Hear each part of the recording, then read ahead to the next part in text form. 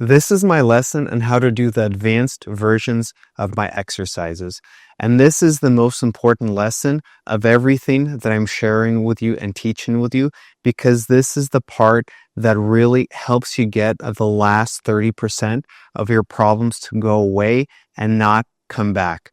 Think of this as like if you ran a marathon 70% of the way and stopped, you still have 30% of the way left. You're not done. Or if you had a project that you had to do and you got 70% of the way and stopped, you still have a big chunk of work left that you need to do. The project's not done and that thing you're doing is probably not functional. You can't use it. This applies to pain because if you have 70% of your pain go away, but you still have some pain left, you might not feel it all the time. It might not bother you that much. You might feel the pain sometimes. But remember, we only feel pain when we damage something. And when we damage our muscles, the muscles get weaker and they don't gain strength on their own. So that means if you feel pain every once in a while, that means every once in a while you damage the muscles. And as long as you continue to damage them and damage them and damage them, they're going to get weaker and weaker and weaker, and your problem is going to come back. So until you take care of it completely, it has a very high chance of returning for that reason. So this is the key of helping you get that last 30% to go away. What generally happens with rehab as you continue to do it, the area of pain starts to shrink and get smaller and get more specific. So your movement and exercise has to be very specific to target that area. Because if you have an area of pain that's small, but everything else is healthy, that means that small area is relatively weaker than all the muscles around it, which are much stronger. So you have to get that weak area as strong as everything around it. Then you can do everything that you need to. Think of a chain. It's only as strong as its weakest link. So if you have a bunch of weak links in your body, you're still not going to be able to do everything you need to because this area is going to fail so quickly. You don't have to strengthen everything at that point. You just have to rehab this area until it's strong, like everything around it, and then you can do general strengthening or exercising or do whatever it is that you like to do. Now, current science says that muscles grow better under a stretch than when they're fully contracted. So eventually with exercises, we have to maximally stretch different parts of our body to make progress. For that reason, and for the reason that as you stretch it, it helps target deeper layers of muscle fibers, ligaments, and tendons, so you can get those to go away. And especially where you have the joint and the muscle becomes a tendon and attaches to the joint, to get those areas targeted and rehabbed, you have to stretch the muscle as much as you can at times to target those specific areas. So now I will share with you the process of how to find this. And remember, all the muscles in their body are structurally the same. They're made of the same material.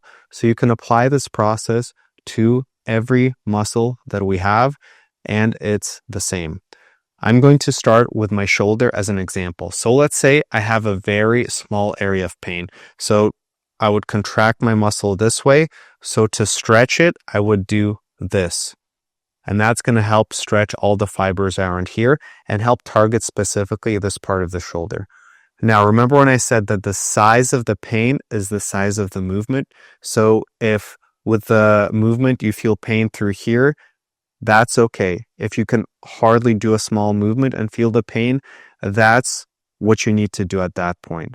It's going to vary from person to person and injury to injury, but some movements are hardly anything at all because the area of pain you have is so significantly small.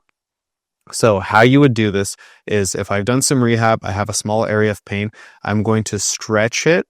And once I just start to feel the pain, I'm not going to push it any further, because if I push it further, I'm going to increase the intensity significantly and I can increase the pain significantly. And remember, pain does not build muscle. It's only pushing the muscle until it gets really tired or fatigued.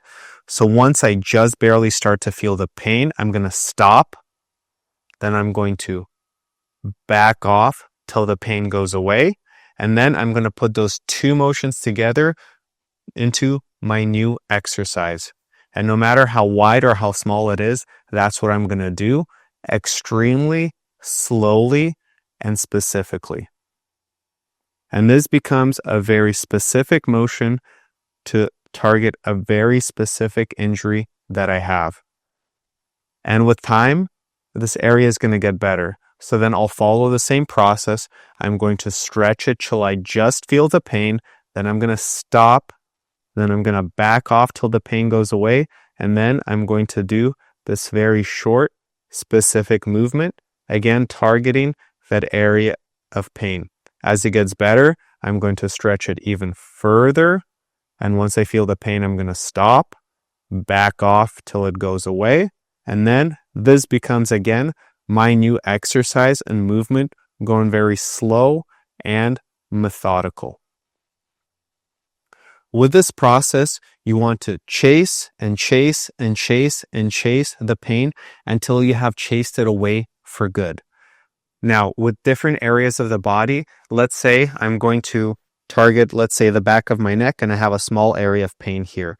What I will do is I'm going to stretch it till I just start to feel the pain. I'm going to stop, back off till the pain goes away, and then stop. And again, this becomes my new movement or exercise. And then I'll do that very specifically, carefully.